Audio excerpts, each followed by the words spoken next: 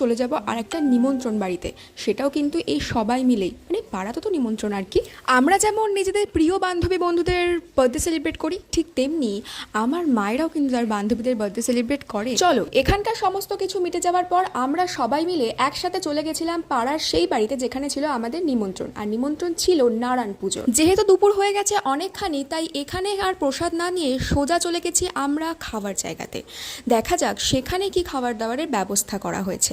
আমরা আসার আগে বেশ কিছু লোকজন খেয়ে চলে গেছে, আবার কিছু লোকজন এখনো বাকি আছে। আর আমাদের পাড়ার সমস্ত লোকজনও কিন্তু সেখানে উপস্থিত ছিল।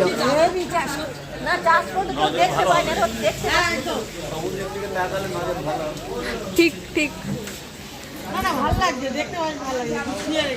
আগের দিন ওই আন্টিদের এখান থেকে দেখছিলাম আমরা, টমেটো হয়েছে এত বড় বড়, প্রচুর টমেটো হয়েছিল। এখন পুঁই শাক উচ্ছে